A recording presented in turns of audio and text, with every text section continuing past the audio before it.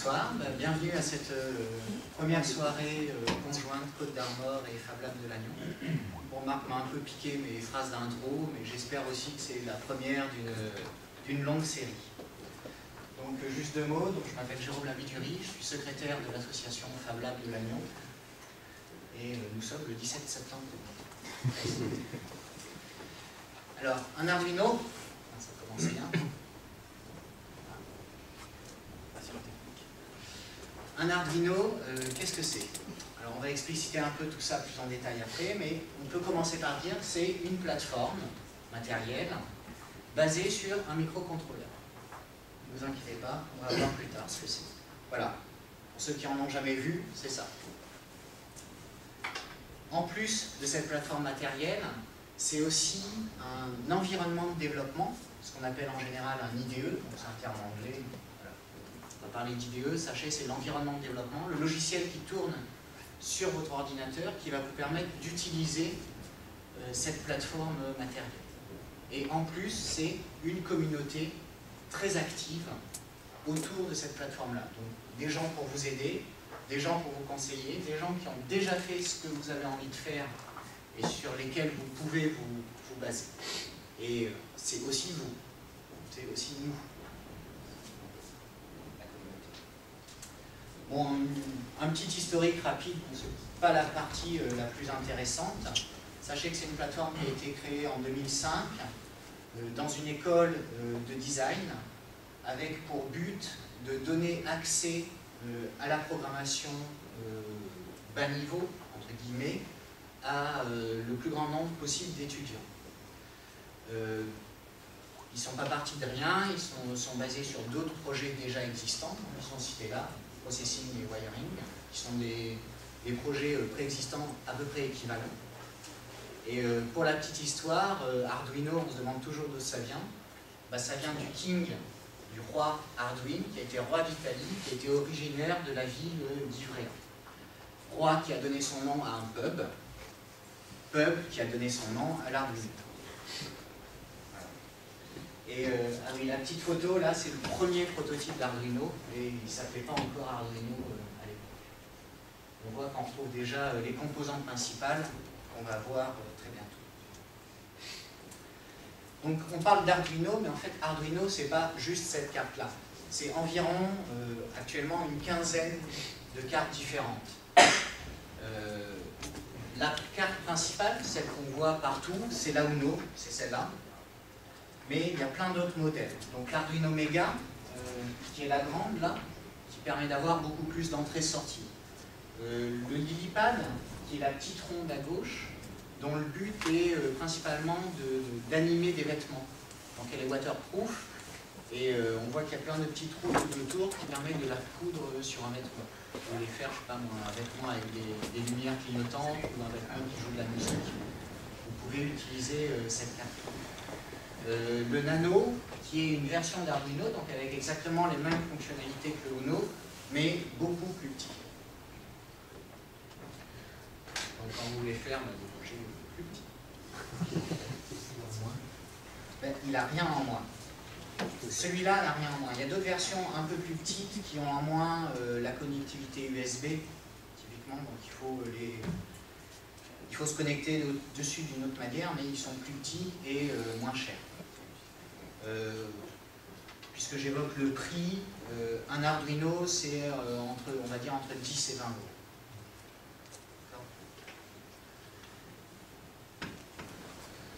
Que peut-on faire avec un Arduino? Grande question, vous êtes sans doute là pour trouver les réponses à cette question métaphysique.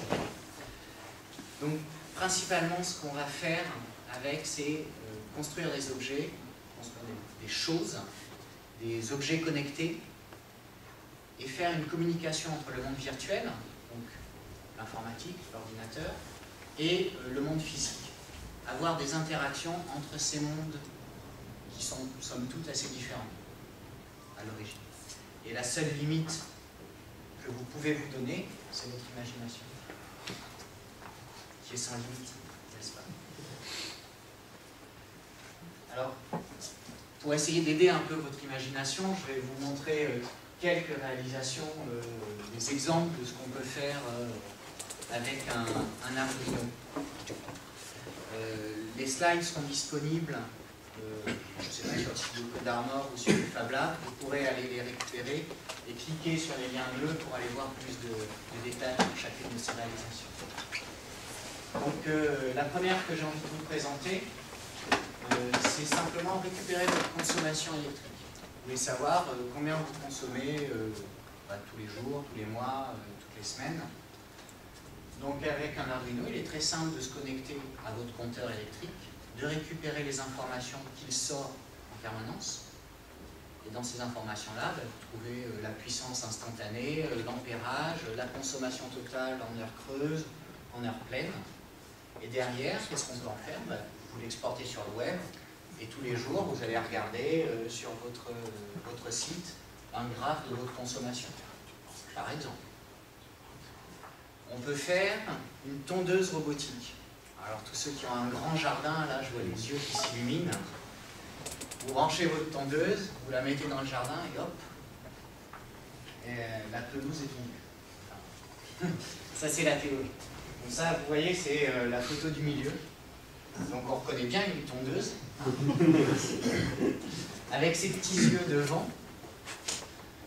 Voilà, donc ça c'est une réalisation qui fonctionne, qui a réellement été faite. Je vous engage à aller voir suffisamment vite. On peut faire des robots qui dessinent. Alors là, je pousse un peu parce que ça, c'est un projet du Fab Lab. C'est le premier projet qu'on a réalisé. Le principe, c'est on prend un téléphone Android, comme tout le monde ou presque en a dans la poche. On dessine dessus avec son doigt. Et en temps réel, sans fil, ce dessin est reproduit sur un tableau blanc par un petit robot qui se déplace et qui déplace un crayon. Voilà. Genre de choses qu'on peut faire. Bon là, d'accord, le cœur est pas tout à fait présenté. On a eu des problèmes de gestion de poids à ce moment-là. D'autres réalisations plus ou moins amusantes. Une balance qui tweete votre poids. Alors ça, c'est si vous avez envie de vous motiver et de vous faire motiver pour perdre du poids. Voilà. Chaque fois que vous pesez, hop, il y a votre poids qui part sur votre compte Twitter. Tout ça grâce à la magie de l'Arduino. Donc là, c'est représenté par la photo de droite. Donc vous reconnaissez l'Arduino en bas. Au-dessus, vous avez un shield Wi-Fi, donc qui va permettre de connecter l'Arduino à votre réseau Wi-Fi. Derrière, c'est une gestion des entrées-sorties et un afficheur pour en plus, pour que vous n'ayez pas besoin d'aller voir sur votre compte Twitter combien vous pesez. Vous allez voir en direct en même temps. Dans les réalisations un peu amusantes, une citrouille qui joue à Tetris. Alors là, c'est un rêve pour moi, je suis désolé, excusez-moi. C'est bientôt l'époque, c'est une déco d'Halloween, en fait, avec, au lieu de faire simplement des yeux et une bouche illuminée, voilà, il a mis des LED et la citrouille joue à Tetris. Moi, ça m'amuse. Et dernier projet que je voulais vous présenter, dernier exemple de projet, une tourelle de défense que vous commandez à l'aide d'un Nunchuk de Wii. Je ne sais pas si vous connaissez, c'est la petite manette avec un joystick dessus. D'ailleurs, on la voit ici. Donc il a mis un pistolet pneumatique sur une tourelle articulée. Donc le pistolet peut bouger dans toutes les directions et il peut déclencher le tir à partir de son Nunchuk. Donc là, c'est une communication Bluetooth entre le Nunchuk et l'Arduino qui lui-même va contrôler les moteurs, les servos et le déclenchement du pistolet à air compris. Voilà quelques exemples de réalisation. Et vous voyez, j'ai rajouté 3 petits points. J'espère bientôt, dans ma prochaine version, pouvoir mettre vos réalisations à la suite de celle-là. Alors, entrons dans le vif du sujet. Qu'est-ce qu'il va vous falloir quand vous allez vouloir commencer à expérimenter avec la plateforme Arduino? Bon, un Arduino, évidemment. Un PC, un simple PC, avec l'IDE, l'environnement de développement installé. IDE téléchargeable gratuitement sur le site Arduino. Je rajouterai à ça un autre logiciel qui s'appelle Freezing, qui va vous permettre de dessiner facilement vos schémas. On va voir des exemples un petit peu plus loin. Donc vous allez pouvoir agencer vos composants et virtuellement avant de les agencer en réel. Ça permet d'agencer un peu les choses ensemble, de voir comment ça va se connecter. Il va vous falloir des connaissances basiques en programmation. J'insiste bien sur le basique. C'est-à-dire que c'est des connaissances de programmation qui peuvent s'acquérir en 1 ou 2 jours. Donc il va falloir savoir faire des conditions, des boucles, ce genre de choses-là. Et connaître le langage Arduino, qu'on va voir un petit peu plus loin, qui simplifie énormément l'accès à la plateforme matérielle.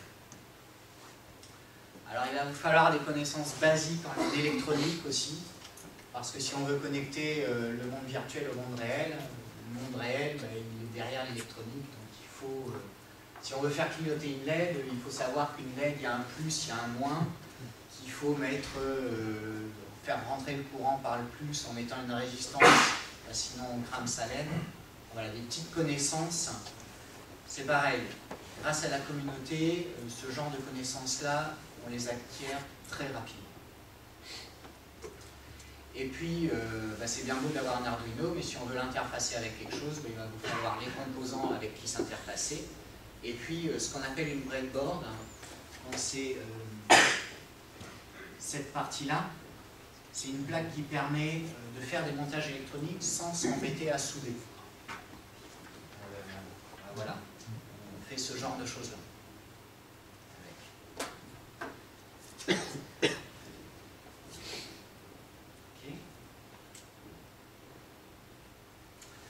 Maintenant, on va essayer de rentrer un petit peu plus dans le détail, dans la partie technique. Tout d'abord, le matériel. Donc, si on se concentre sur la plateforme Arduino, la partie matérielle, on va avoir un microcontrôleur et tout ce qui va autour.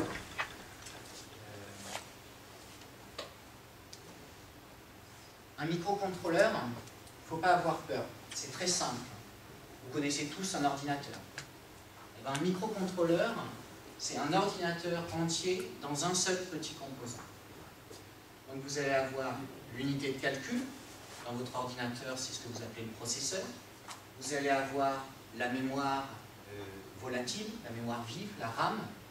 Donc dans votre ordinateur, c'est des barrettes. Ça, c'est intégré dans le microcontrôleur. Vous allez avoir de la mémoire morte, la ROM, votre disque dur. C'est intégré dans le microcontrôleur. Vous allez avoir des gestions d'entrée-sortie. Bon, sur un ordinateur, les entrées-sorties, c'est l'écran, le clavier. Là, on va voir, c'est un petit peu plus basique. Mais on retrouve tous ces composants-là dans le microcontrôleur. Sur la plateforme Arduino, vous avez aussi une gestion de la communication avec l'ordinateur. Donc ça se fait par la liaison série, qui elle-même est hébergée par l'USB. Vous connectez votre Arduino à votre ordinateur par un câble USB. Ceux qui veulent savoir, c'est USB A vers USB B. Vous savez, les grosses prises carrées là qu'on ne trouve plus beaucoup. Décidément. Et donc, ce que je vous disais aussi, des I/O, donc des input-output, des entrées-sorties. Sur un Arduino Uno de base, vous avez 6 entrées analogiques et 14 entrées numériques. On va voir un petit peu plus loin ce qu'on peut faire. En gros, les entrées analogiques, vous allez pouvoir utiliser ça pour mesurer des grandeurs variables. Les entrées numériques, vous allez fonctionner en tout ou rien, 0 et 1, 0 volts et 5 volts. Entrée analogique, ça va être entre 0 et 5 volts aussi, et vous allez mesurer toute une plage de valeurs. Typiquement, un interrupteur, c'est ouvert ou fermé. Entrée numérique, 0 ou 1. Un capteur de température, c'est une donnée analogique. C'est-à-dire que la température varie entre 0 et 30 degrés. Pour en prendre toute la plage de valeurs. Autre point important, cette plateforme-là, matérielle, est Open Hardware. Alors Open Hardware, je vais expliciter un peu. Vous avez peut-être suivi déjà la conférence Code d'Armor qu'il y a eu sur l'open source. Donc l'open source, c'est pour le logiciel. L'open hardware, c'est la même chose pour le matériel. C'est-à-dire que sont publiés tout le source de la plateforme. C'est-à-dire quels composants on utilise, comment ils sont reliés ensemble, comment le routage est fait. Tout ça, c'est publié et réutilisable par n'importe qui. C'est-à-dire que demain, vous pouvez prendre ces données-là et construire votre propre Arduino, pour le vendre même. Vous pouvez prendre ces données-là, améliorer la plateforme, rajouter, je ne sais pas, directement une connectivité Ethernet dessus, et construire votre nouvelle carte, la vendre, faire ce que vous voulez. Sachant que ce que vous en faites, cette nouvelle plateforme doit aussi être open hardware. Okay. On y est plus proche de la CC BY SA, donc c'est une licence Creative Commons. Pour ceux qui connaissent, c'est plus proche de la GPL que de la BSD. Vous devez republier vos modifications. Mais c'est quelque chose de génial et qui a beaucoup joué dans la construction de la communauté parce que vous maîtrisez complètement la plateforme. Vous êtes capable de rentrer dedans, de la modifier, de l'améliorer et de la refaire à l'infini. Avant l'Arduino, il y a beaucoup de constructeurs qui ont essayé de faire des petites plateformes comme ça. Les constructeurs, genre Texas Instruments, même Atmel, ils n'aiment pas trop l'open hardware. Au moins à l'époque, ils n'aimaient pas trop ça. Et donc ces plateformes n'ont pas vraiment pris, n'ont pas eu de communauté énorme qui s'est construite autour, parce que les gens n'avaient pas l'impression de maîtriser complètement. Ils restaient dépendants du constructeur qui leur fournit la plateforme. Là, vous n'êtes pas dépendant de Arduino. Vous pouvez demain, si Arduino arrête de faire la plateforme que vous utilisez, vous pouvez tout à fait demain, vous, de votre côté, la reconstruire. C'est bon, tout le monde suit? Si vous avez des questions, je vous invite à m'interrompre au fur et à mesure. Pas de problème. Voyons maintenant un peu ce qu'on va trouver dans la plateforme. Donc, le gros bloc noir au milieu, c'est le microcontrôleur. Donc c'est le cœur de votre plateforme. C'est l'ordinateur dont je vous parlais tout à l'heure. Pour info, donc il s'appelle, on trouve en général, c'est un Atmega 328 de la société Atmel. Voilà, c'est un fabricant de microcontrôleurs. Et c'est celui-là qui a été choisi et utilisé. Comme autre point important, vous allez trouver ici une petite lumière, une petite LED qui va s'allumer quand vous êtes branché. Vous allez trouver ici le connecteur USB sur lequel vous brancherez votre câble vers l'ordinateur. Un bouton de reset sur lequel vous appuierez quand vous aurez foiré votre programme et que ça sera planté. Très pratique. Des LED, donc là j'ai marqué LED série. Voilà. LED série, c'est lorsqu'il y a elle s'allume en alternance quand il y a une communication avec l'ordinateur. Un connecteur d'alimentation de l'autre côté. Un connecteur d'alimentation, j'y arrive, là, qui permet. J'ai du mal avec ce micro. Ouais, il va foutre. Donc un connecteur d'alimentation, je disais, qui va vous permettre de brancher votre Arduino et votre montage sans avoir besoin de trimballer un PC avec sa liaison CD. Ce qui pour un montage, vous avez envie de transporter, c'est plus facile que d'avoir le PC portable dans la poche. Ensuite, quelque chose de très important, c'est les I/O. Donc c'est ce qui va vous permettre de relier l'Arduino au monde extérieur, à votre montage électronique extérieur. Vous voyez, c'est tous les petits carrés ici qu'on va retrouver de chaque côté. Donc de ce côté, les entrées-sorties numériques, donc je vous ai dit 0 ou 1. Ici, les entrées-sorties analogiques. Donc c'est là qu'on branchera notre capteur de température. C'est là qu'on branchera nos interrupteurs ou nos lumières, qui sont allumées ou éteintes. Et puis un certain nombre d'alimentations là qui vont vous permettre d'alimenter les composants extérieurs. C'est bien des entrées et sorties analogiques. Oui, alors, c'est un abus de langage. Ce sont des entrées analogiques et des sorties numériques. Voilà. On va voir qu'on peut simuler, grâce à certaines de ces entrées-sorties-là, des sorties analogiques. Et celles qui ont le petit tilde, c'est le PWM, ça parle peut-être à certains. C'est du numérique et modulé. Voilà, c'est ça. Ici, vous avez un connecteur de programmation. Alors là, c'est quand vous avez vraiment foiré les choses et que vous avez flingué votre microcontrôleur. Vous pouvez l'attaquer en direct là, en bas niveau, et le reprogrammer. Bon, d'autres choses que je n'ai pas notées et qui sont intéressantes, ici, vous avez un régulateur qui va vous permettre de gérer différentes alimentations en entrée.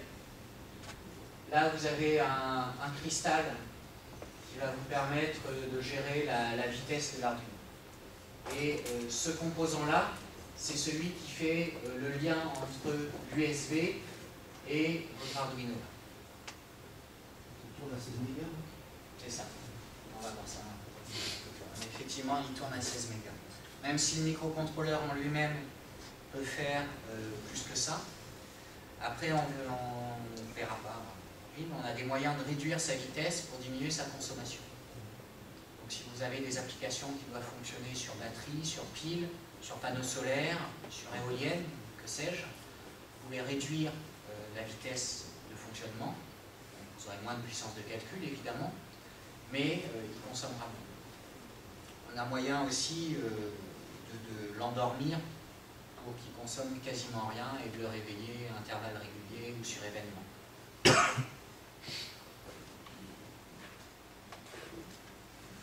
Si on rentre un petit peu dans le microcontrôleur pour voir un peu ses caractéristiques, donc vous allez un peu pleurer par rapport à un ordinateur d'aujourd'hui. Le processeur, l'unité de calcul, fonctionne sur 8 bits jusqu'à 20 MHz. Ça, c'est les capacités du microcontrôleur. Dans un Arduino, effectivement, il fonctionne à 16 MHz. On est sur un facteur, on va dire, 1000 par rapport au fonctionnement des processeurs, aux vitesses des processeurs actuels, sachant que les processeurs actuels fonctionnent sur des modes 64 bits, on fonctionne sur des modes de 8 bits. Pour les plus anciens d'entre nous, la NES fonctionnait en 8 bits. La première console de Nintendo fonctionnait en 8 bits. En mémoire vive, on a 2 kilooctets. Actuellement, on a plutôt des mémoires vives minimum 2 gigaoctets sur les ordinateurs actuels, voire beaucoup plus. En flash, alors la flash c'est une partie de la mémoire morte dans laquelle va être stocké le programme. Ce que vous allez écrire comme programme pour faire fonctionner votre Arduino. Vous avez 32 kilooctets, c'est-à-dire que votre programme, ce que vous allez écrire, ne doit pas faire plus de 32 kilooctets, une fois compilé. Sachant que là-dessus, il y a déjà un petit bout de programme résident qui fonctionne sur l'Arduino qui prend 2 kilooctets. Pour votre programme, vous avez 30 kilooctets. Vous avez une deuxième mémoire morte, qui est l'EEPROM, qui vous permet de sauvegarder vos données entre deux allumages. Donc, typiquement, ce que vous avez dans la RAM, si vous stockez, je ne sais pas, votre température, on va rester sur cet exemple-là, votre température, vous capturez au long de la journée, si vous la stockez en RAM, vous éteignez votre Arduino, vous perdez tout. Si vous voulez conserver des données, vous avez l'EEPROM. 1 kilooctet. Vous n'allez pas pouvoir stocker beaucoup de données dedans. Dans la flash, dans la flash, on ne peut pas écrire. Le programme n'a pas accès aux données, à la flash. Enfin, non, on va dire la base. On peut, il y a des techniques, mais de manière générale, en tout cas dans ce qu'on va voir aujourd'hui, on n'a pas accès à la flash. On a accès à l'EEPROM. On va voir après les extensions, sans vouloir trop avancer, on a moyen d'ajouter des extensions pour avoir d'autres capacités de stockage, typiquement des cartes SD. Et donc le microcontrôleur, c'est de lui que viennent les entrées-sorties. Bon, je ne vais pas m'étendre là-dessus. SPI 2C, c'est des bus spécifiques qui permettent de communiquer avec un certain nombre de composants électroniques. On peut avoir des capteurs qui fonctionnent en I2C, donc c'est un protocole particulier de communication. Donc on a ces bus-là qui sont extrêmement répandus, qui permettent de communiquer avec la grande majorité des composants existants. L'UART, c'est la liaison série, donc celle qui est utilisée pour communiquer par USB avec votre ordinateur. Et les PWM, on en parlera un petit peu plus tard. C'est bon pour le microcontrôleur? L'IDE, donc l'environnement de développement. La bonne nouvelle, c'est que quelle que soit votre religion, PC, Mac, Linux, Windows, Mac, Linux, BSD, vous pourrez utiliser l'IDE Arduino. Elle est multiplateforme. Pour la petite histoire, elle est développée en Java. Avec cet environnement de développement très important, ce qui a fait une grosse partie du succès d'Arduino, c'est les bibliothèques qui vont vous simplifier, on va voir ça un peu plus loin, vous simplifier la programmation et l'utilisation de votre Arduino et de ce qui va autour, et des capteurs, et des servomoteurs, et des moteurs, et des extensions. On vient aussi, ce qu'il y a sous le capot, le compilateur, qui va transformer le programme que vous écrivez, donc je ne vais pas dire en langage humain, hein, le C, c'est pas vraiment un langage humain, mais qui va transformer ce que vous écrivez en langage compréhensible par le microcontrôleur. Et donc, j'ai parlé de C, en fait c'est un sous-ensemble du C. On va voir ça un petit peu plus loin. Pareil, cet environnement de développement est entièrement open source. Donc il y a un certain nombre de composants qui ont été récupérés à droite à gauche, c'est pour ça qu'on a tout un tas de licences différentes.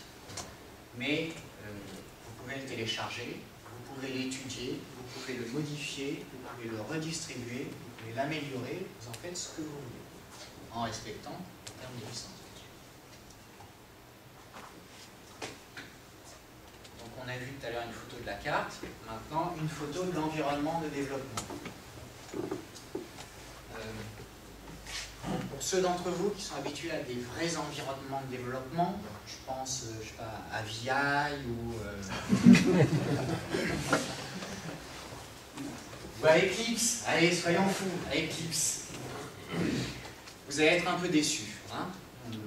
On a la possibilité d'utiliser un autre environnement à côté, mais pour le commun des mortels, il fait très très bien son job.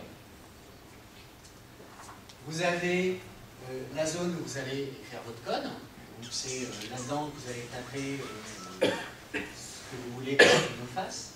Ici, vous aurez une zone de message qui vous dit ça s'est bien passé ou alors t'as fait une grosse connerie, mec, répare ça.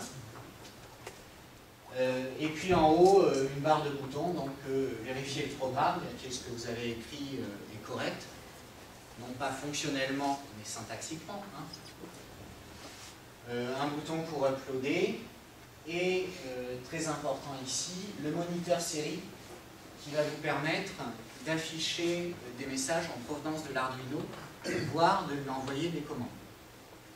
Évidemment, il ne fait pas ça tout seul, hein. Il faut que ce soit vous qui écriviez la communication entre l'Arduino et la liaison série, et votre ordinateur.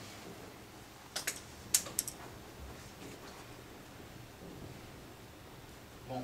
J'ai cité au début, un point très important, c'est la communauté, évidemment. Donc, qui dit communauté dit beaucoup de bibliothèques existantes qui ont été écrites en open source par les gens de la communauté.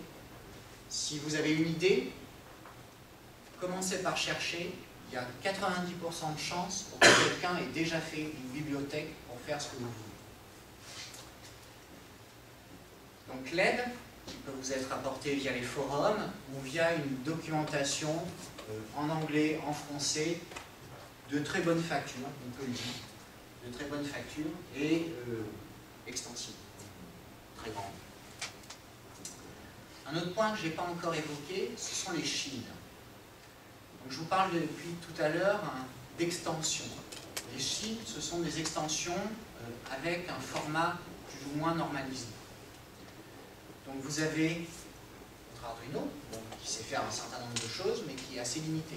Genre, je ne peux pas le connecter à un réseau Ethernet, je ne peux pas le connecter à un réseau Wi-Fi, je ne peux pas contrôler un moteur qui va demander beaucoup de courant. Je ne peux pas, je sais pas moi, lire, le connecter à un écran. Enfin, si, un écran, je peux. Un petit écran, je peux. Donc pour ça, il faut des composants d'adaptation qu'on va brancher sur différentes entrées-sorties. C'est là que viennent les shields. Les shields, ce sont des cartes d'extension, donc au format normalisé, et qui vont vous apporter une fonction. Par exemple, ça, c'est un shield pour contrôler un moteur. Alors, en l'occurrence, 2 moteurs. Je branche ça sur mon Arduino, je récupère la bibliothèque qui va avec, et je peux commander mes moteurs en lui disant avance à pleine vitesse dans un sens, change de sens, ralentit. Et quand je dis ça, alors je vous parle en langage humain, on va dire, mais c'est quasiment aussi facile que ça. On va voir. Donc des shields, il y en a pour tout. Contrôler des moteurs courant continu, contrôler des moteurs comme celui-là, qui sont des moteurs pas à pas. Ça, c'est un shield pour faire du NFC, du RFID, donc communiquer avec des tags. Ça, c'est un shield pour communiquer sur le réseau Ethernet. Donc, vous branchez ça sur votre Arduino et vous pouvez récupérer une IP par DHCP. Vous pouvez coder un serveur web sur votre Arduino pour avoir une interface intuitive de contrôle ou de reporting. Voire même, on peut faire ses propres shields. Alors, je ne vais pas trop tirer dessus. Vous voyez, là dedans, moi j'ai un shield qui me permet de contrôler un écran de Nokia 5510. Vous avez peut-être déjà eu ce téléphone-là. Ben voilà. Vous ne le jetez pas, vous le récupérez, vous l'utilisez comme interface de contrôle d'un Arduino. Je vous ai dit pour les bibliothèques, ça existe déjà. Pour les shields, c'est pareil. Il y a une tellement grosse communauté qui existe depuis tellement longtemps que si vous avez une idée, il y a forcément déjà un shield pour réaliser ce que vous voulez. Forcément, je m'avance peut-être un petit peu. Ah bah tiens, justement. Justement les shields. Donc ce sont, je viens de vous le dire, j'ai un peu avancé. Ce sont des cartes filles qu'on enfiche sur l'Arduino. Il en existe pour tout, bon, je me répète. C'est facile à concevoir, vous voyez, même moi j'ai été capable d'en concevoir un simple. Et pour trouver un shield, voilà, ça c'est un site Shieldlist dont le but était de référencer tous les shields existants et leur compatibilité ensemble. Il était génial, sauf qu'il est un peu en train de mourir, il n'y a plus trop de nouveaux shields qui arrivent dessus. Bon, c'est un point de départ, et puis derrière, ben voilà, les forums, Google,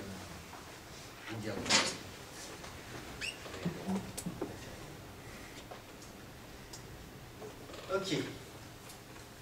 Rentrons un petit peu plus dans le détail. Je vous ai dit qu'on travaillait avec un sous-ensemble du C. Donc, c'est du C, mais un peu simplifié pour être plus accessible. Donc, la simplification amène par exemple un certain nombre de types de données. Les booléens, les entiers avec une taille prédéfinie. Donc là j'ai marqué juste int, mais on va avoir les entiers non signés de 8 bits, les entiers signés de 16 bits, etc. Donc vous voyez 2 kg de RAM, il va falloir faire attention à votre code. Hein. On ne code pas en Java sur un Core 2 Duo avec 4 Go de mémoire. On essaie de faire attention à la consommation de mémoire. Donc on va tailler nos entiers à ce qu'on a réellement besoin. Un type string, bon, ça ne fait pas de mal aussi d'avoir un vrai type shell. Des fonctions d'entrée-sortie. Je ne sais pas si certains d'entre vous ont déjà touché à la programmation sur microcontrôleur. Pour changer la valeur d'une sortie, il faut écrire un bitmask dans 2 ou 3 registres à suivre pour réussir à faire ce qu'on veut une fois sur 2. Okay.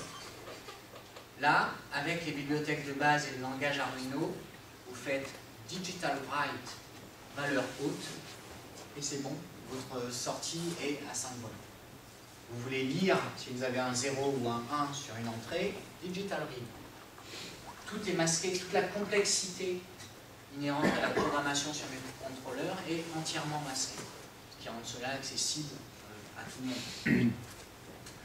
J'en ai cité quelques autres, Analog Read qui permet de lire une valeur donc, entre 0 et 1024, ou Analog Write qui va vous permettre d'écrire sur les broches PWM.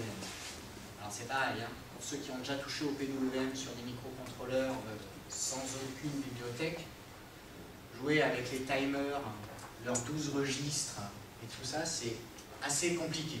Hein. On y arrive, hein, mais bon, on se tape la datasheet de 120 pages hein, pour y arriver. Là, Analog Write, c'est bon. Des fonctions de gestion du temps, donc qui vont vous retourner le nombre de millisecondes depuis le démarrage de votre plateforme, qui vont vous permettre d'attendre un certain nombre de millisecondes. Hop, je m'endors, et puis dans une seconde, hop, je me réveille et je continue mon boulot. Etc. Donc, bon, des fonctions mathématiques, c'est pas la librairie maths de la LibC, hein, c'est assez limité, mais si vous avez besoin de calculer un sinus ou un cosinus, ben, voilà, vous avez les fonctions. On travaille en virgule fixe. Hein. La flottante, on a des moyens de jouer avec, mais franchement, c'est extrêmement consommateur. C'est pas fait pour ça. Et bon, la précision de la virgule flottante, franchement, est-ce qu'on en a vraiment besoin tout le temps? Je suis pas sûr. Bon, après, des fonctions de gestion des bits, donc pour aller lire un bit au milieu d'un octet. Voilà, ça évite d'aller toucher au masque et au décalage avec la syntaxe du C. Pareil, complexité, quelque chose de très important dans la programmation microcontrôleur, c'est les interruptions. Complexité maximale aussi, là, sa bibliothèque. Vous avez toutes les fonctions pour utiliser les interruptions simplement. Et aussi tout ce qui va vous permettre de gérer la communication entre votre Arduino et votre PC. Donc là, ça va être les prints qui vont sortir sur la console série de votre ordinateur. Donc, dans votre programme, vous affichez régulièrement, je sais pas, la valeur que vous venez de capturer, et vous pouvez suivre l'affichage sur votre console série à l'aide de l'environnement de développement qu'on a aperçu tout à l'heure. Excuse-moi, map c'est quoi? Pardon? Map. La fonction map. Ah, map, oui. Très bonne remarque. C'est une fonction excellente qui fait une règle de 3. Quand vous lisez sur une entrée analogique, vous allez sortir une valeur entre 0 et 1024. Cette valeur-là, d'accord, c'est votre entrée analogique. Vous voulez peut-être la mapper vers une valeur entre moins 10 et plus 10. Et bien, map va le faire pour vous. Vous n'avez pas besoin de faire la règle de 3, vous faites map, ma valeur, 0, 1024, moins 10, plus 10, et hop, vous sortez une valeur proportionnelle entre vos bords. On va voir, on l'utilise pas mal, c'est vachement pratique pour se simplifier la vie.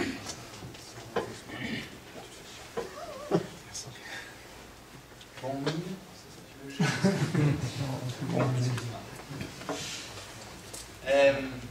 je vous ai dit une des grandes forces de l'Arduino, les bibliothèques. Bon, j'ai listé les standards, on ne va pas rentrer en détail dans chacune. Écrire dans l'EEPROM, il y a une bibliothèque. Communiquer en SPI avec votre horloge temps réel, il y a une bibliothèque. Commander un servomoteur, il y a une bibliothèque. Faire une liaison série pour communiquer avec votre compteur électrique, il y a une bibliothèque. Utiliser le shield Ethernet, celui-là, pour se mettre sur un réseau derrière votre Livebox, Freebox, hein, je pense. Il y a une bibliothèque. Utiliser un écran à cristaux liquides, comme celui-là, il y a une bibliothèque. Envoyer des SMS, il y a une bibliothèque avec le shield qui va bien. Ouais, on va acheter le shield. commander des moteurs pas à pas, etc. Voilà. Ça, c'est rien que les bibliothèques standards. Il y en a d'autres, en plus de celles-là, et il y a toutes celles contribuées par la communauté. Alors, un code Arduino, c'est simple, c'est deux fonctions. D'abord, vous incluez les bibliothèques, évidemment. Une fonction pour faire vos initialisations, c'est fait. Une fonction qui va tourner en boucle, qui sera appelée en permanence. Donc c'est votre programme principal que vous mettrez là-dedans. Typiquement, dans l'initialisation, vous allez dire j'ai un capteur température sur telle pinoche, et dans votre boucle principale, vous allez lire la température, l'écrire sur la liaison série, et m'endormir 10 minutes. Et au bout de 10 minutes, la fonction est finie, hop, vous recommencez au début. Voilà.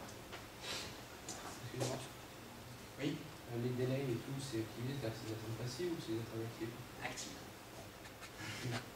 Après, il y a des bibliothèques pour vraiment endormir le microcontrôleur. Et donc, alors, après c'est géré, c'est les sleep modes, donc il y a plusieurs modes d'endormissement.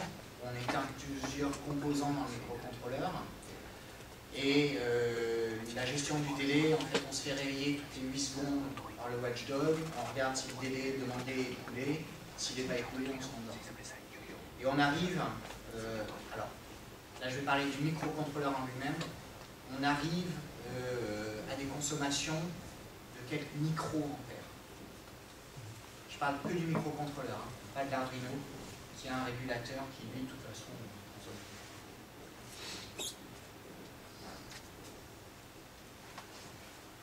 consomme. Bon. Ah, enfin du code. On va faire le Hello World de l'électronicien, clignoter une LED. Donc vous voyez, alors, le schéma là que j'ai dessiné, il est fait avec FreeThing, le logiciel dont je vous ai parlé tout à l'heure, voilà, qui permet de mettre en place vos composants. Bon, derrière il fait un peu plus, vous pouvez même aller jusqu'au circuit imprimé avec ce logiciel-là. Alors un circuit imprimé pour faire clignoter une LED, ce n'est pas forcément nécessaire. Donc, vous voyez que sur la pin 13, j'ai ma LED qui est branchée et je reviens vers la masse. Okay. Très simple comme circuit. Qu'est-ce qu'on va avoir comme code? Tout d'abord, la fonction setup, nos initialisations. Rien à faire dedans, si ce n'est dire que ma pin 13, ici, c'est une sortie. Okay. C'est tout en initialisation. Ensuite, boucle principale, j'écris, donc c'est une sortie numérique, donc je vais écrire 1 ou 0, high ou low.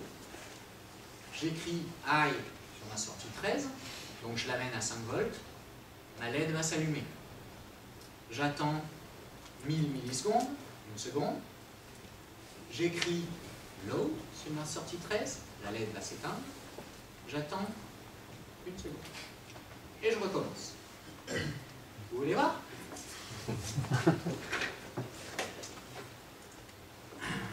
Hop.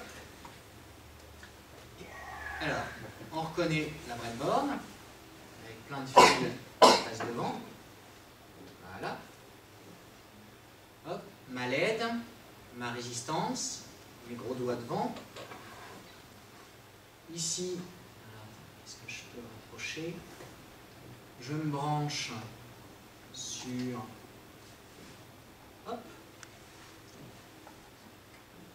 l'entrée 13 et sur la masse qui est juste à côté. Vous voyez, là j'ai tout simplement, on voit plus la LED. J'ai tout simplement reproduit le schéma que j'avais dessiné avec FreeThing. Je prends mon câble USB, je me branche sur l'Arduino. Hop, alors vous ne voyez pas évidemment. Là, la petite LED on s'est allumée. Okay. L'environnement de développement. Bon, alors je vous ai pris le premier exemple des exemples qui viennent avec l'environnement de développement. Donc je fais fichier, exemple, basique, Blink. Voilà.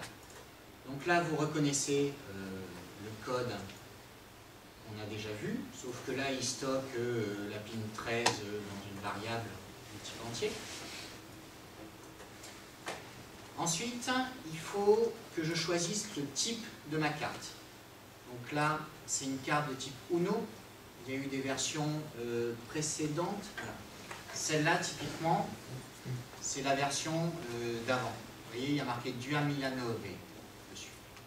Je ne suis pas sûr, j'espère qu'il n'y a pas d'italianophone dans l'assemblée, parce que mon accent... C'est toujours le même ATmega? C'est... Alors, maintenant, oui, c'est toujours le même Atmega. Dans les versions précédentes, on trouvait, pour des questions de coût, des Atmega plus faibles. Moins de RAM, moins de flash.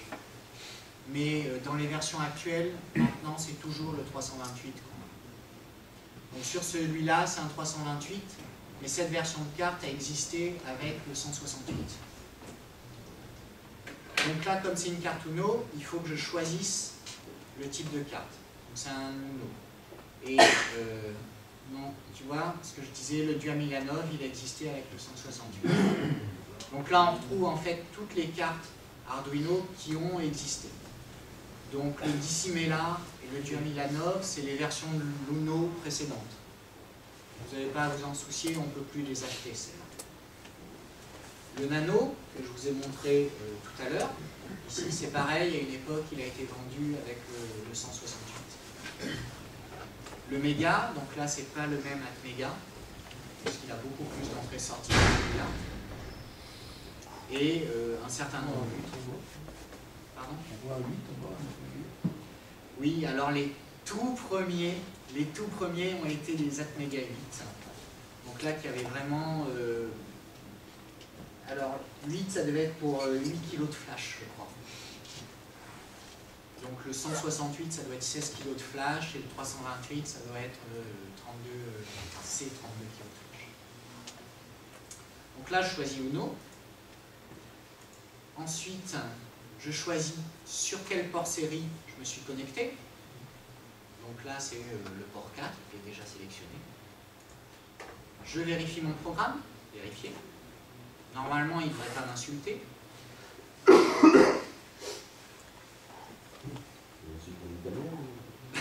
Non, il insulte en anglais. Voilà. Donc, alors un point intéressant, je vois ici que la taille de mon programme fait 1084 octets sur un maximum de 32 000. Voilà. Bon, là j'ai encore de la place. Hein. Enfin, c'est rassurant parce que bon, faire clignoter une LED. Et j'envoie mon programme sur l'Arduino. Et donc si vous regardez les deux petites LED là, vous allez les voir clignoter normalement.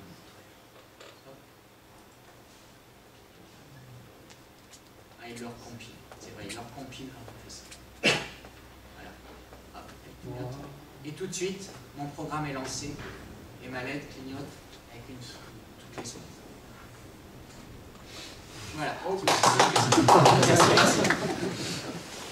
Ça démontre d'une haute qualité technique là.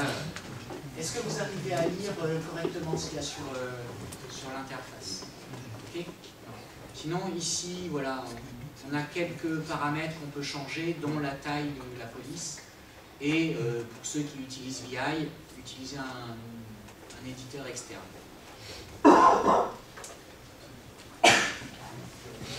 Donc, si je veux, il y a Emacs aussi, ouais.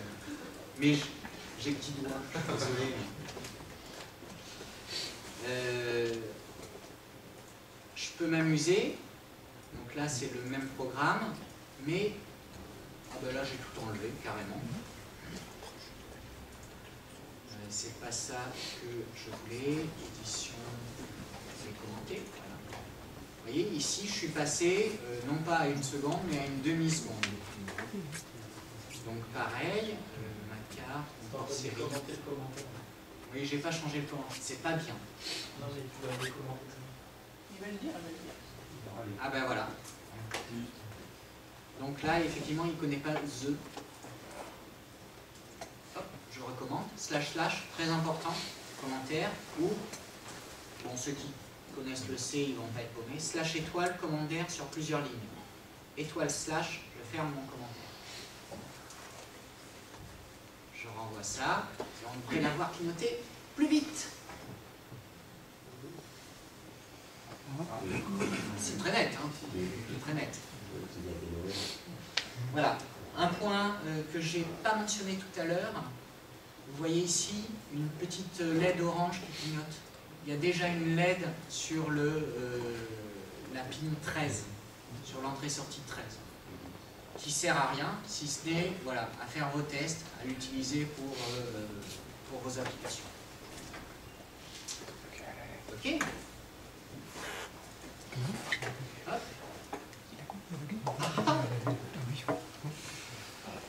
Excusez-moi. Ah, quelque chose que j'ai oublié de vous montrer là, c'est le magnifique drone amené par notre ami Guillaume, qui, si je ne m'abuse, est autopiloté. Il se déplace tout seul. Il peut être autonome, ouais. Il peut être autonome, et c'est un Arduino qui le contrôle et qui fait l'autopilote. C'est un 2560.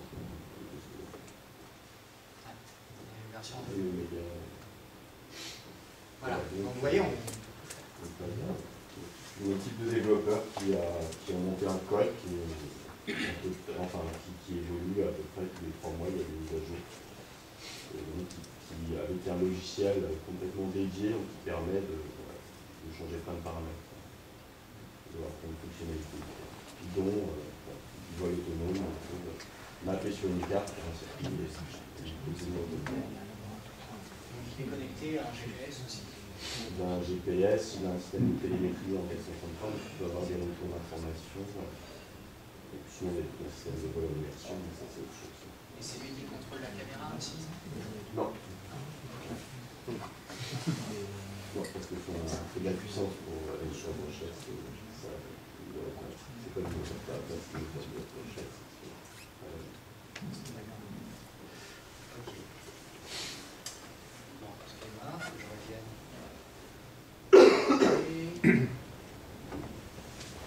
Donc magnifique, on a fait clignoter une LED.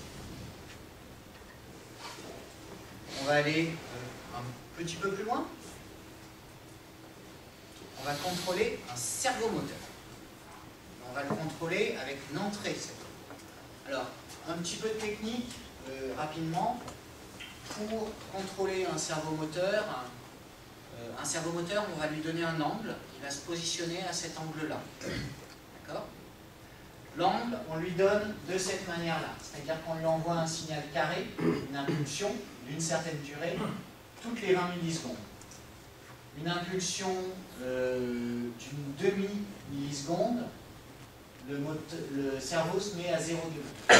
Une impulsion d'une milliseconde, 90 degrés, et donc 2 millisecondes, vous avez compris, 180 degrés. D'accord? Ça, c'est géré en PWM. Donc le PWM, c'est ce qui permet de générer des signaux carrés cycliques, très facilement. D'autant plus facilement avec les bibliothèques, puisqu'on va voir qu'on n'a absolument rien à faire. Bon, on va fermer ça, on va clignoter les LED. Je vais enregistrer quand même, ça c'est ce que j'ai modifié. Donc on est toujours dans les exemples. Juste en aparté, vous voyez, ça c'est les exemples qui sont fournis avec l'environnement de développement. Il y en a une quantité astronomique qui couvre toutes les fonctions que vous pouvez faire avec un Arduino, avec les bibliothèques standards. Vous voyez, on retrouve EEPROM, Ethernet, GSM, etc. Et avec les shields dits officiels, c'est les shields qui sont designés et vendus par l'entreprise qui est derrière Arduino. Donc, on va prendre ce qui est cerveau, voilà, cerveau, oui, j'ai oublié de vous montrer le montage. Il est très simple.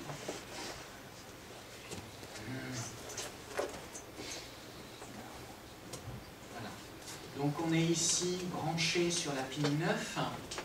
Donc là, si vous vous souvenez, il y avait des pins qui avaient un petit tilde.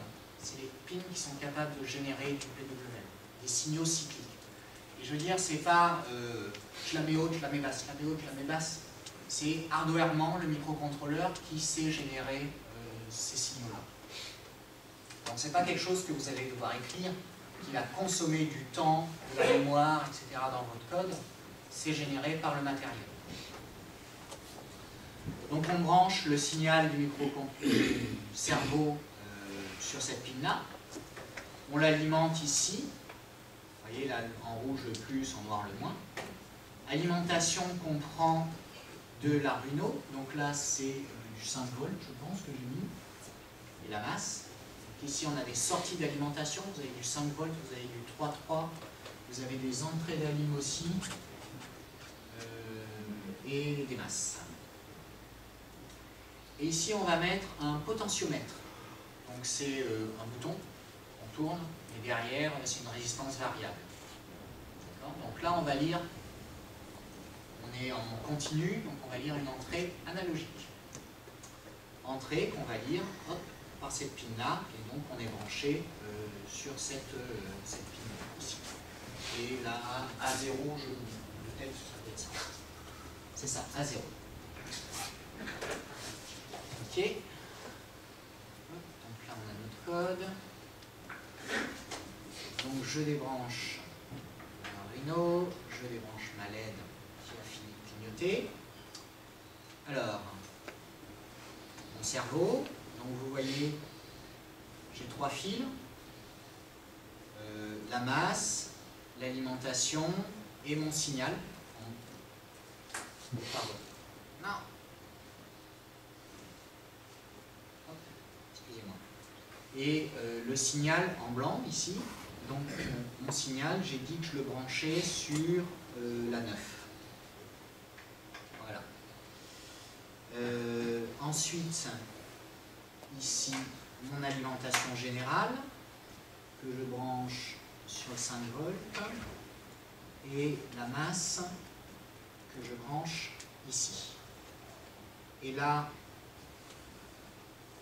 vous reconnaissez mon potentiomètre, donc avec un bouton que je peux tourner comme ça, de manière continue, qui est branché, alors là on voit peut-être pas très bien, là et là sur l'alimentation, et le signal qui sort, que je vais entrer dans mon Arduino sur le A0 ici. Ok.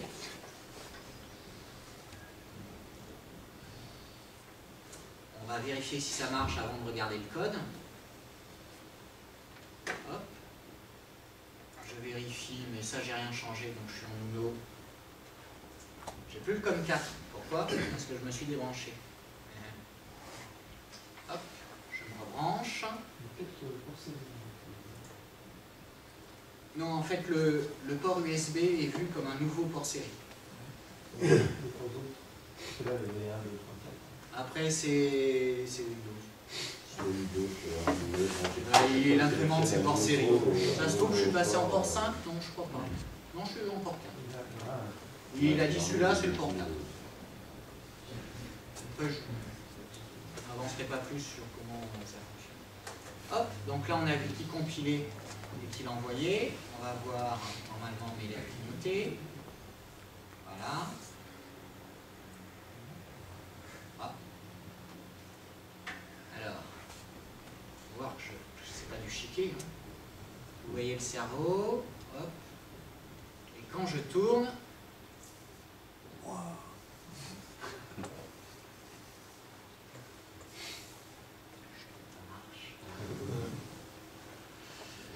Ok, bon, comment on a fait pour réaliser ça? C'est simple, vous voyez, le code n'est pas énorme. Hein. On inclut la bibliothèque dont on a besoin, bibliothèque pour gérer les cerveaux. On instancie un objet, derrière c'est du C++, et toutes les bibliothèques sont écrites en C++, avec beaucoup d'externes C. Donc notre pin avec le potentiomètre, on attache le cerveau sur la pin 9, c'est là où je me suis branché, Et puis tout simplement, dans val, donc val c'est un entier, donc là il ne s'embête pas trop à gérer les tailles d'entiers. Bon, sur des tailles de programme comme ça, on n'en est pas encore là. On lit dans val la valeur analogique qui vient de notre potentiomètre, analogue 0. Une autre valeur, donc on utilise map. On mappe notre valeur de 0 à 1020, oui j'ai dit 1024, excusez-moi. C'est 1024 valeurs de 0 à 1023. Donc on mappe notre valeur qui est entre 0, la valeur qu'on a lue qui est entre 0 et 1023 vers un angle de cerveau. 0 à 179, 180 degrés. Et on écrit cette valeur qui est maintenant dans les bonnes bornes sur notre cerveau. Et puis on attend 15 millisecondes, histoire que le cerveau ait le temps de se déplacer avant d'aller lire une nouvelle valeur. Et voilà. Simple, comme bonjour.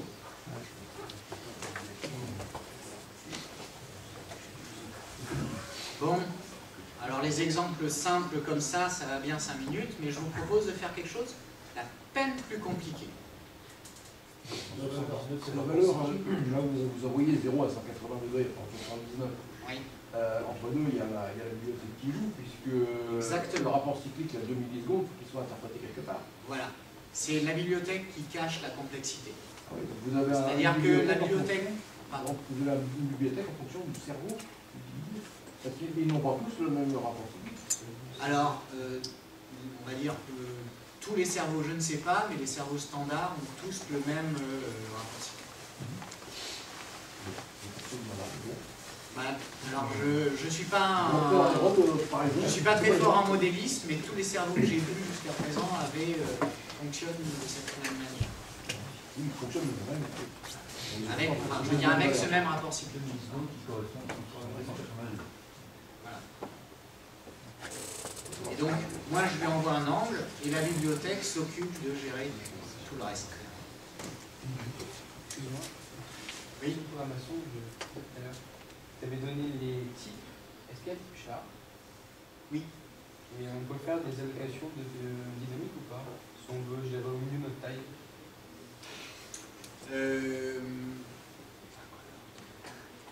Alors, je ne me souviens pas avoir jamais fait de malloc. Je ne pense pas qu'il y ait d'allocation dynamique. C'est une bonne question. Je pense pas. Non. Il n'y a pas, pas d'MMU ni rien. De toute façon, soyons clairs là-dedans. C'est une bonne question. Je ne crois pas. Je n'ai pas de connexion internet, sinon il suffit d'aller voir sur le site web, dans la référence. Tu verras tout de suite si tu as un malloc. Je ne crois pas.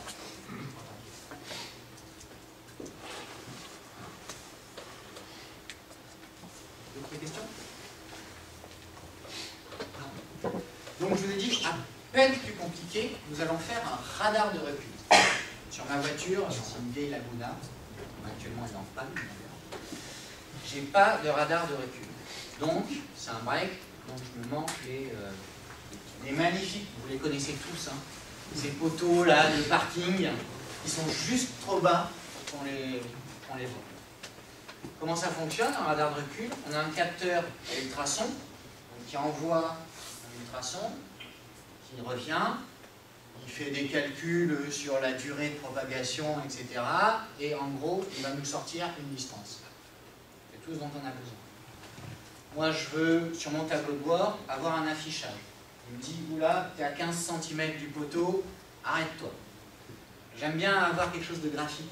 Si je pouvais avoir une barre et une valeur, en même temps, ça serait pas mal. Et puis, comme quand je recule, je ne regarde pas mon tableau de bord, j'aime bien avoir ça serait bien d'avoir une indication sonore aussi. Soit, allons-y. Un Arduino, vous vous en seriez douté. Un afficheur, donc afficheur très standard, qu'on retrouve un peu partout. Dans les vieux photocopieurs, c'est cet afficheur-là que vous allez avoir. Un petit haut-parleur pour faire le bip. Et un capteur à ultrasons. J'en ai même fait, vous allez voir,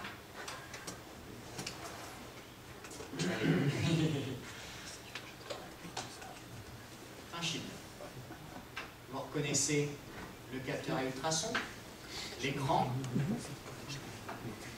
et le haut-parleur.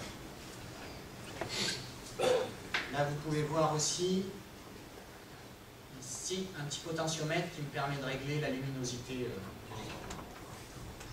Donc, je prends mon Arduino, je branche mon shield dessus. Voilà. Je branche USB.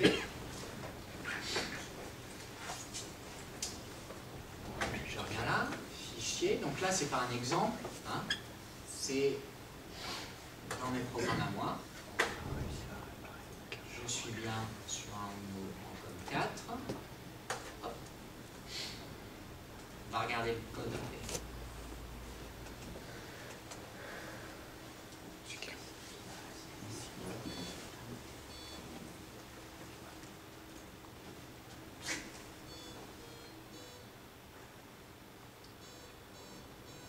Il y a les câbles devant. C'est un peu à l'envers là.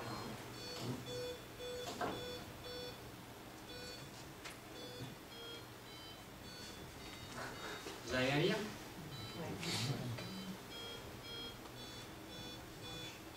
Là, il me dit arrête-toi, là, tu vas rentrer dans le poteau.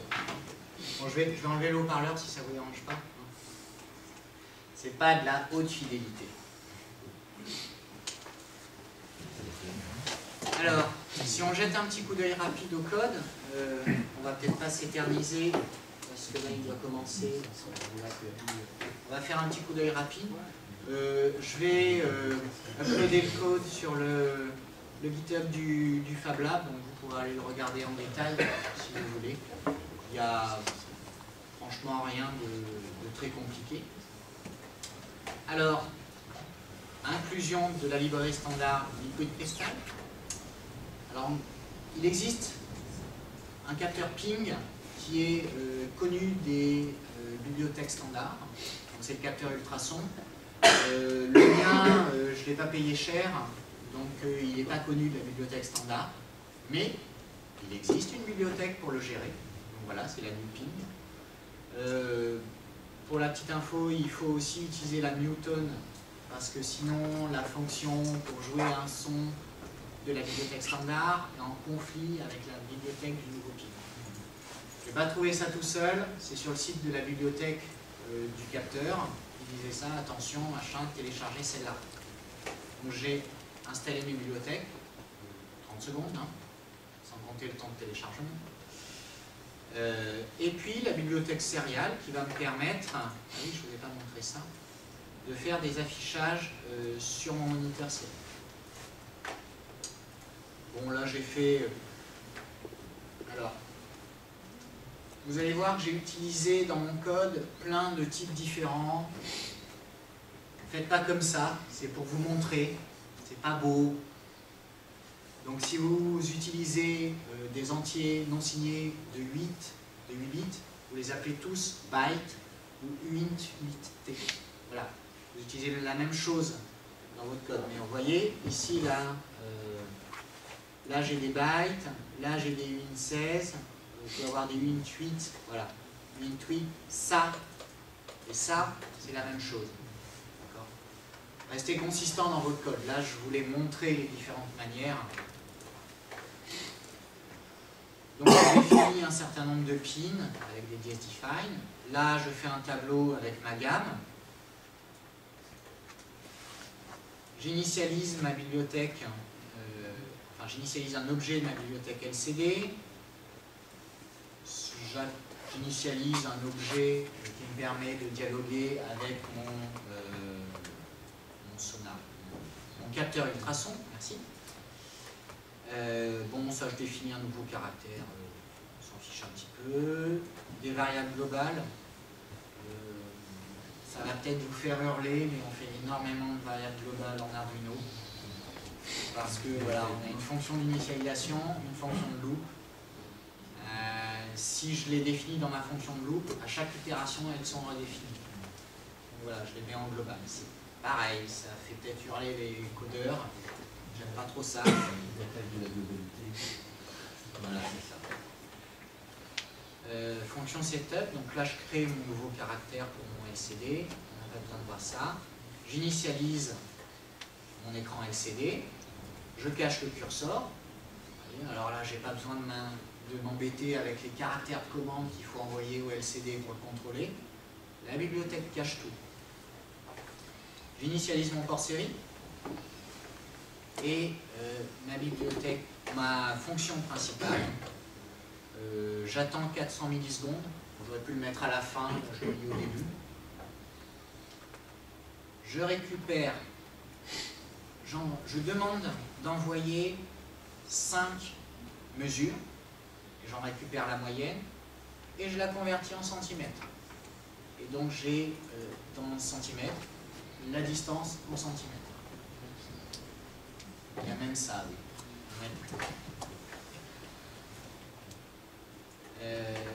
Alors là, j'optimise un peu. Si c'est différent de la valeur précédente seulement, je mappe ma distance en centimètres sur un indice de mon tableau que j'ai défini là-haut avec mes notes. Vous voyez, map encore une fois, règle de 3. Et hop, je joue ma note. Donc je vais chercher la fréquence dans mon tableau à l'indice. Je fais un bar graphe, la longueur de mon bar graphe, hop, c'est un écran de 16 caractères, donc je mappe ma distance en centimètres de 0 à 15. Et j'ai ma longueur de mon bar graphe. Je l'affiche sur le moniteur série, alors on n'a pas vu ça, le moniteur série. Voilà. Hop. Donc ici, ma longueur de bar graphe c'est 3. Ici c'est 5. J'affiche autre chose un peu plus loin, ici.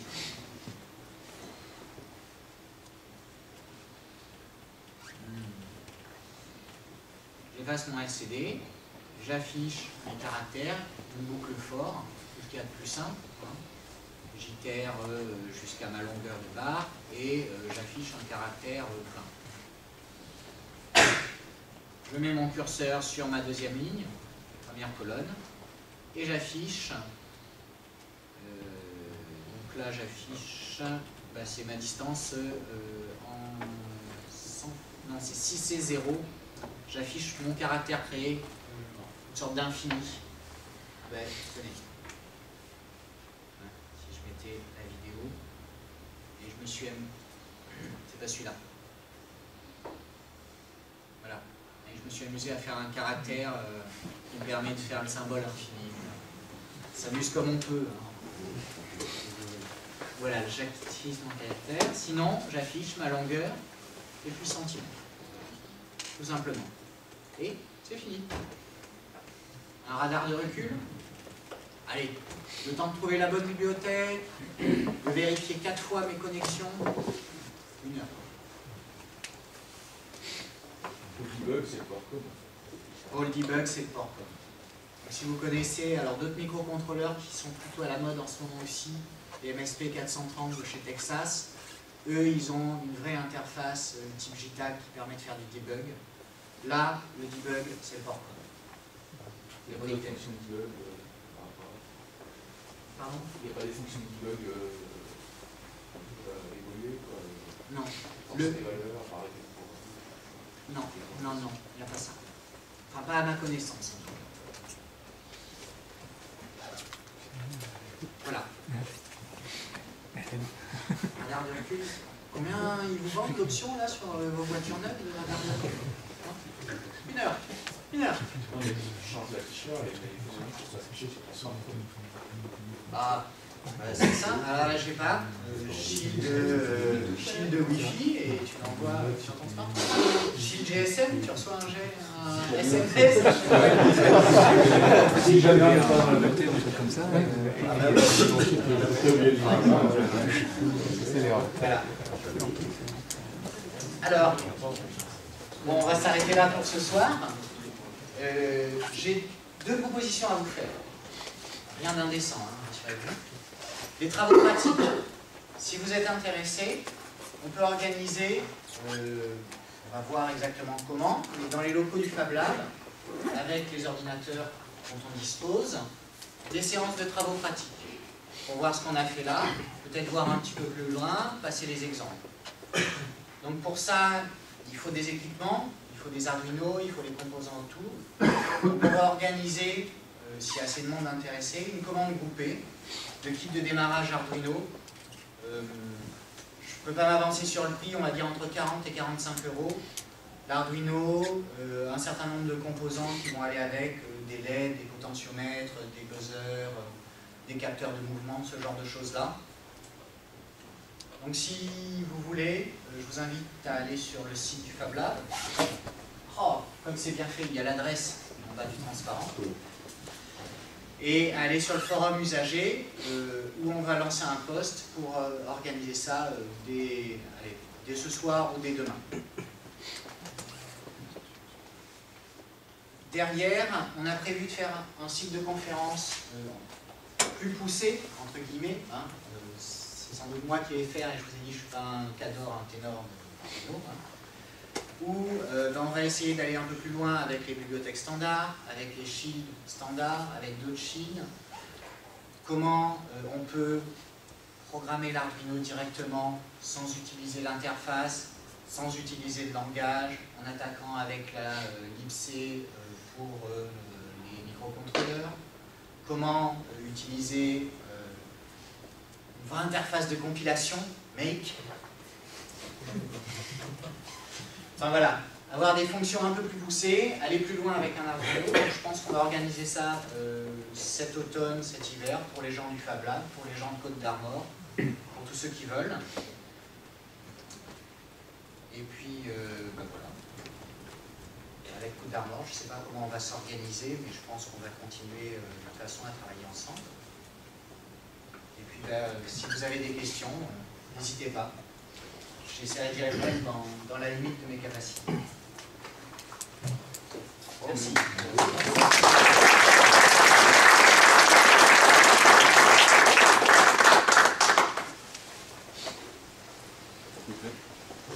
Là, vous avez inventé les numériques d'Arduino. Qu'est-ce qu'il est comme plateforme en compétition entre guillemets avec... Alors, ben, je l'ai à peine cité là. J'ai envie de dire le concurrent qu'on peut citer, c'est le MSP 430 et la plateforme Launchpad. Donc ça, c'est entièrement fabriqué par Texas Instruments pour promouvoir leur microcontrôleur, évidemment,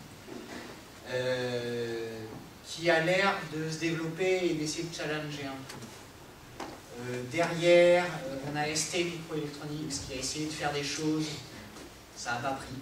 Pourtant, ils avaient des microcontrôleurs intéressants qui fonctionnaient en 32 bits, qui avaient vraiment la pêche, mais ça n'a pas l'air d'avoir pris. On trouve des petites communautés autour de ça, des passionnés mais rien qui ne soit en mesure de concurrencer l'Arduino chez ST.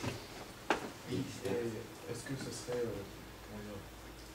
trop vieux de parler de PIC basique? Ah. Non, c'est pas trop vieux. Effectivement, le PIC basique a beaucoup inspiré les créateurs d'Arduino, d'ailleurs, ils le reconnaissent complètement. Il y a effectivement une communauté autour du PIC basique. Il y a beaucoup de gens qui ont fait du PIC il y a quelques années. C'est vrai qu'il est passé très vite. Pourquoi? Je ne sais pas. Peut-être parce que c'était très orienté, enfin pour les PIC en eux-mêmes, c'était très orienté assembleur. Il y a une communauté autour des PIC. Le PIC basique, je ne sais pas pourquoi ça n'a pas pris. Peut-être qu'il n'était pas assez ouvert. Je ne saurais pas dire. Effectivement, le PIC basique peut être un autre des challengers. Mais il est plutôt, j'ai envie de dire, sur la pente descendante. Même si ils ont sorti une nouvelle plateforme, j'arrive pas à retrouver Picaxe. Comment? Picaxe. C'est ça? Peut-être. Ouais, c'est peut-être ça, le logo c'est un petit peu moins ou... Enfin, voilà, ils sont PIC, ils sont un peu sur la pente descendante.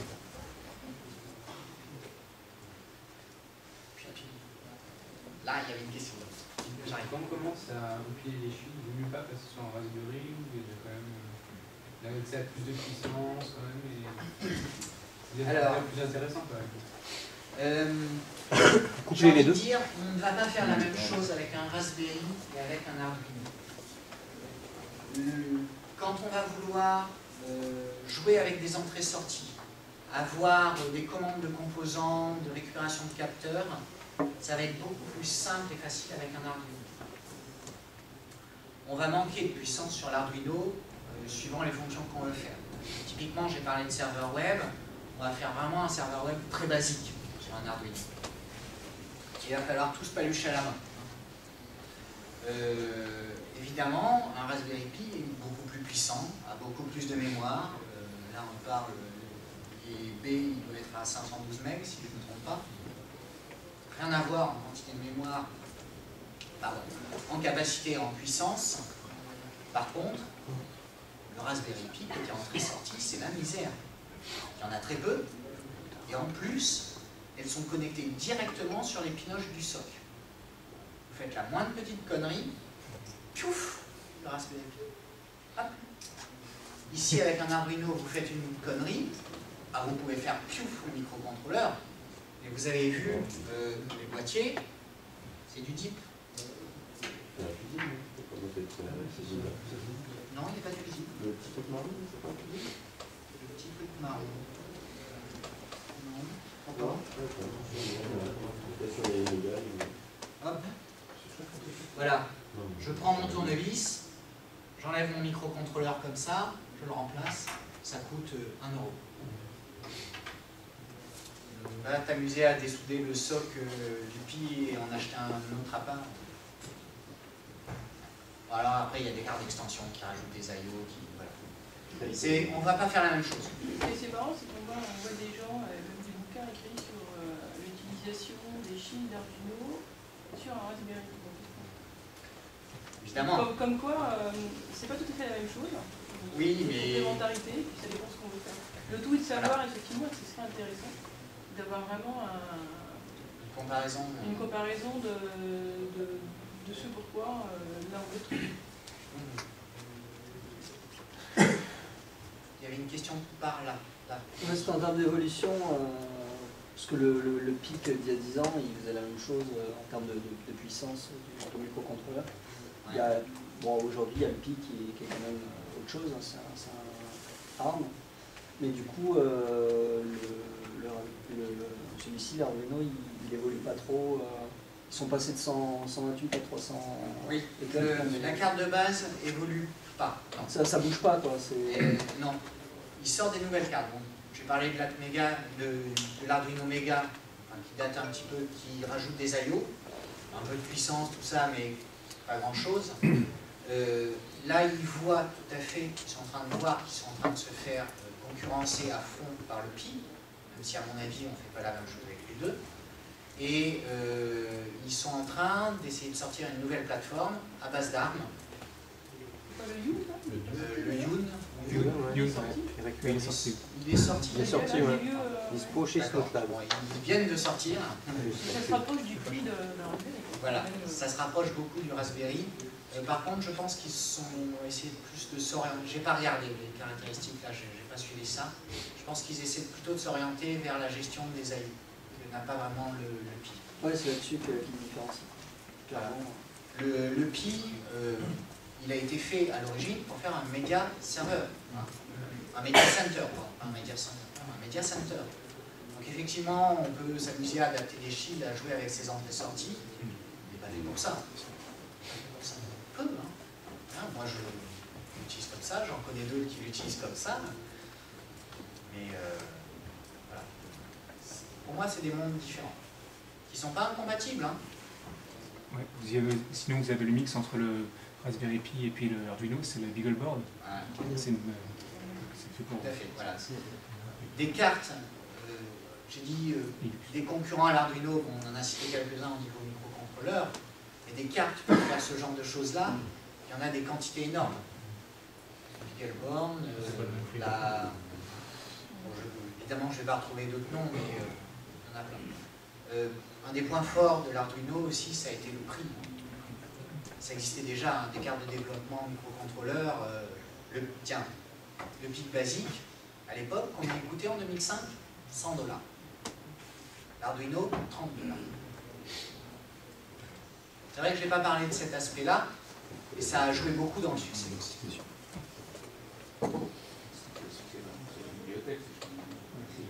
La bibliothèque, la communauté, et puis voilà, le succès appelle le succès. Alors évidemment, on entend les puristes dire « Ah, mais c'est pas comme ça qu'on programme un microcontrôleur, il faut le faire à la dure, toucher les bitmaps, dans les registres, tout ça. » Ah oui, mon radar de recul, c'est pas en 1 heure que je l'aurais fait. C'est 3 jours, 1 semaine à temps plein. En termes d'alimentation électrique, c'est sur le PC uniquement Alors, donc il y a ici l'entrée USB, donc là il chope son 5 volts là-dessus quand il est branché. Sinon ici il y a un connecteur. Alors j'ai envie de dire c'est standard, mais enfin on sait tous que ces connecteurs-là c'est pas standard du tout. Hein. Voilà. Et on peut lui rentrer, je vérifie de tête, je dirais 9-12 volts. Où est-ce que j'ai ça? C'est sur l'autre fenêtre. Ça y était pas dans mes slides, ça?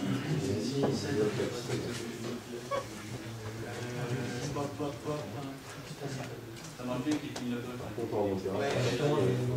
Les adaptateurs, on plug la pile. Voilà, 7-12 volts, c'est ce qui est recommandé.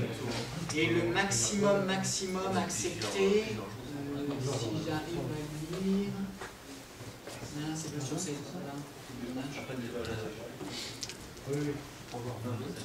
donc 6-20, voilà, 6-20. Ça c'est le maximum. Vous risquez de briller. C'est le régulateur qui est derrière.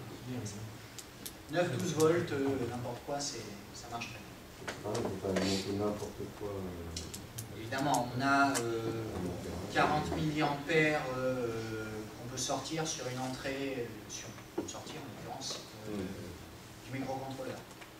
Donc vous alimentez quelques LED, un moteur, voilà, un moteur comme ça, vous grillez tout, hein, si vous essayez d'alimenter. Là, vous passez par un shield comme ça qui a le composant qui est alimenté en 12 volts à côté. C'est pas l'Arduino qui fournit l'alimentation sur des applications consommatrices. Justement, une petite question sur le drone, là, c'est l'Arduino avec son chip de puissance qui est là? Non, c'est des ESC qui sont. Il y a ce qu'on appelle des ESC qui délivrent la puissance des moteurs et qui sont commandés par du PWM. D'accord.